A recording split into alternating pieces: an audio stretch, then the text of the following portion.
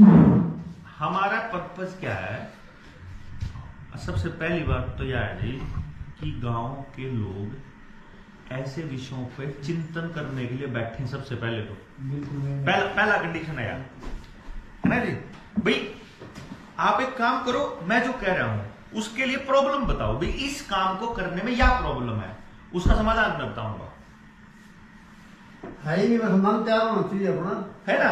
मतलब कुछ भी नहीं, कोई प्रॉब्लम नहीं, सिर्फ नियत हो गांव की कि करना है। अगर गांव की नियत है कोई और कर दे फिर नहीं होगा या न्यू हो। अगर भाई विकास है, चार मानस यह कर देना, हमको क्या करना पड़ेगा? जो गांव का सबसे गरीब तबका है वो भी बुलाना, जो गांव में सबसे इनएक्टिव, जो सबसे निकम्मा तबका है, जो कति सारा उल्टा है बोल रहा है, उल्टा है चल रहा है, वो भी बिठाना है खाली, उस पर करवाना कुछ नहीं। बिठाने का फायदा क्या होगा?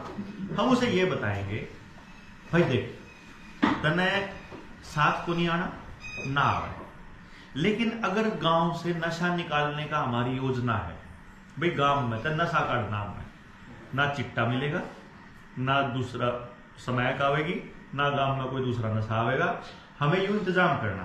तो जब गांव में तो नशा लिकट जाएगा तो तेरा बालक भी तो सुरक्षित होएगा। तो तने क्या करना है? बस तुम्हारा साथ मत देवे, कोई दिक्कत नहीं, दे या ना दो तेरी मर्जी, लेकिन कम से कम इस बात ने तो न्यू कह देगी ठीक कर रहे, विरोध ना करना, विरोधी ना बना भाई इस काम में तू कम ही बता। हम न्यू निकलते, देखो मैं न्यू निकलता हूं, मैं देवेंद्र मान लो मैं कुछ कहूंगा मैं न्यू निकलता भाई, तब मेरे में कमी मत बताओ, तब मैंने कमी बताओ भाई देवेंद्र तेरी इस लाइन में या कमी है। जब तो मैं न्यू कहता हूं भाई यू नेता बढ़िया, यू नेता खराब, मैं तो न्यू कहूं कि यह पॉलिटिकल पार्टी उन उद्योगपतियों के पालतू कुत्तों की तरह काम करती है। मैं तो न्यू कहूं सारे नेता उनके गुलाम है। अब मैं और नेता कभी आपका भला कर भी नहीं सकता, क्योंकि नेता को चलना पार्टी लाइन से, तो पॉलिटिक्स आपका फायदा कभी नहीं कर पाएगी। गांव समृद्ध तब तक थे जब तक गांव के लोगों ने चुनाव में हिस्सा नहीं लिया।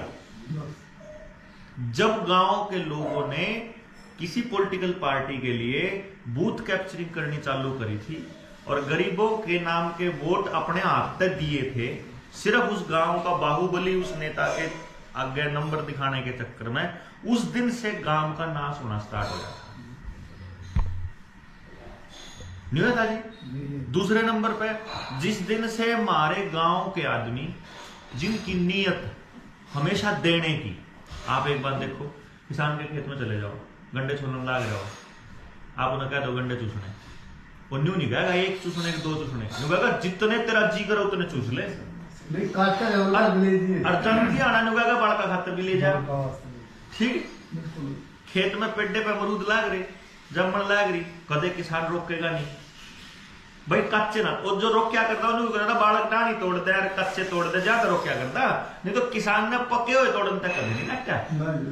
उसके खेत में सब्जी लाग रही, जो आज सबसे महंगे रेट में वो ऑर्गेनिक सब्जियां उसके खेत में मिलती हैं, फल फ्रूट, वो जब उसकी इतनी देने की नीयत है, उसके कुछ दिनों बाद जिस टाइम पे, इधर तो राजनीति आन देखो कितना बड़ा खेल है, इसको समझने के लिए आंख में पूरी खोलनी पड़ेगी।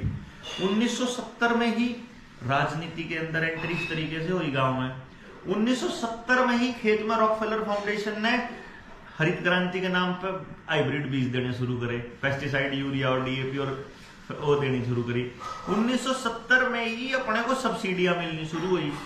उसी दौर में अपने गांव में आंगनबाड़ी और प्रौढ़ शिक्षा रियो गेम चालू होना स्टार्ट हो, मतलब शहरों के अंदर आना शुरू हुआ। मतलब उन्होंने, जैसे मैं शिक्षा, स्वास्थ्य, न्याय, राजनीति, खेती की बात करूं ना, वैसे ही वो घरा बैठ के प्लानिंग करा बैठे, न्याय, राजनीति, खेती। उसी टाइम पे पुलिस को नई गाड़ियां मिलनी शुरू हुई, जो जीप कमांडर थे ना, ये जब भी मिलनी स्टार्ट हुई, पुलिस वालों को भी पावर मिलनी स्टार्ट हुई।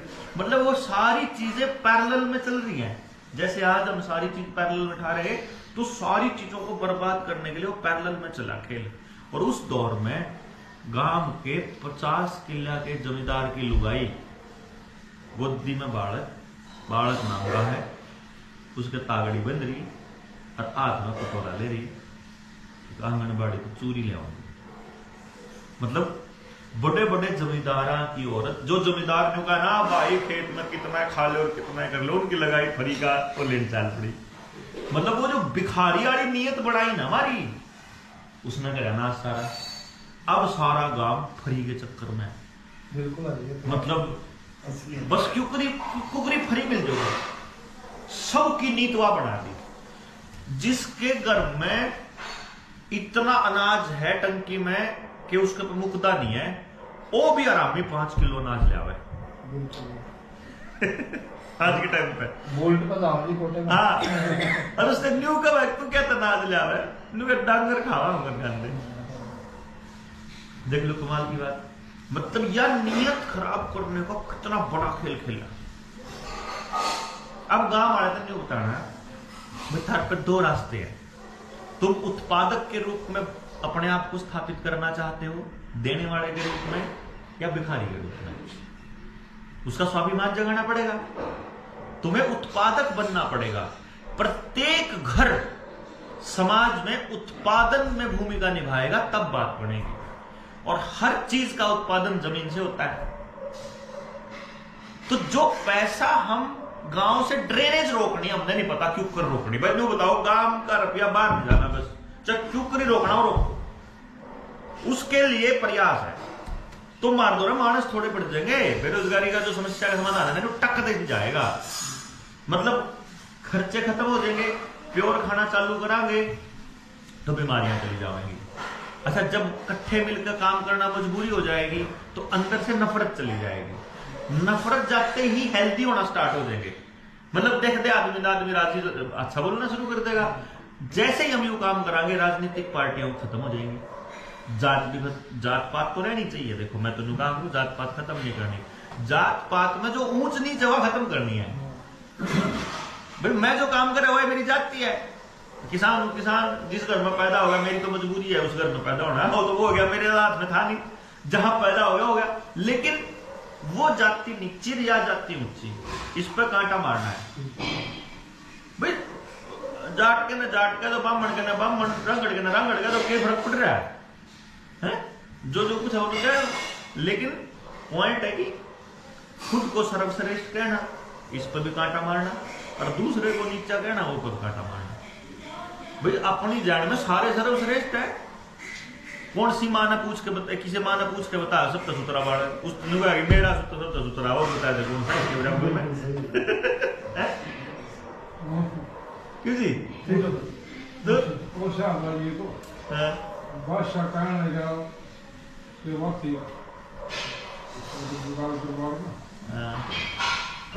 पाठशाला में ले लो, पढ़ लेना जाओ, और आप किसी पाठशाला में सबसे सुतरा बच्चा है उसको देख आओ। वो तो सारी पाठशाला में घूम, उसका छोरा एक आंख तक काना था, उसने तो उसने दिया तो घूमगा राजा कहा जी आपको किसको दिया? मैंने भी देखा उसने तेरी पसंद का बच्चा, हमारी पसंद आओ ना, तो रिश्ता दिया। ये तो आंख का काना, तेरे लेखा काना होगा, मेरे लेखा तो यू ओ है 9 करोड़ का लाला, मेरा तो यू काना होता था। सही बात है, वही बात है ना भाई। माँ के लिए तो उसका बच्चा ही सबसे सुंदर है।